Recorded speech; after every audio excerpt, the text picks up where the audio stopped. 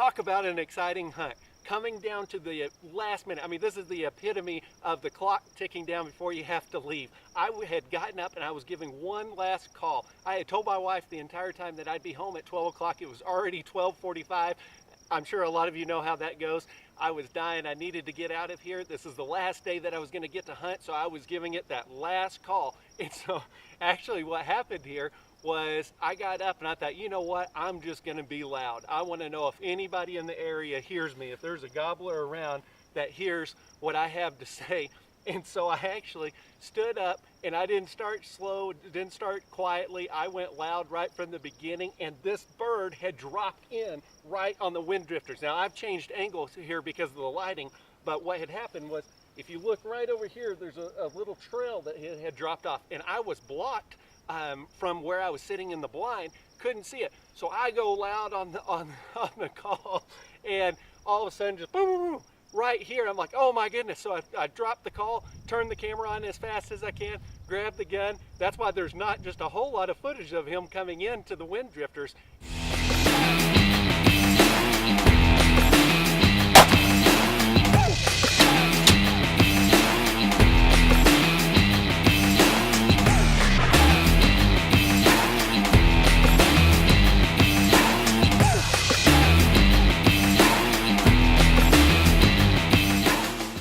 This has been an amazing morning.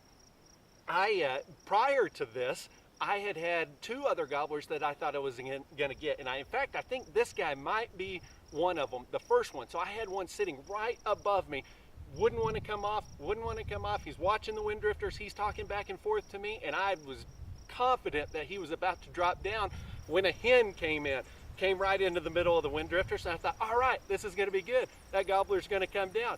However, the hen stayed for a couple of seconds, went uphill, joined him, went silent, nothing happened. I had a second one chime in from me from a couple hundred yards away. I start working him. He was the biggest gobbler I have ever seen out hunting. He's working in, he's coming into the decoys, and I got greedy. I tried to get the perfect camera angle, and it got me. I had the camera rolling, gun up, ready to go, needed him to drop off, just step right into the wind drifters. I mean, he was already, I'd say, gosh, he was within 15 feet of the first wind drifter, but I was trying to get him right in the middle, you know, to make good footage. And I think what happened, I saw him raise his head up and look up the hill. I think he actually saw the hen or this gobbler that was up earlier.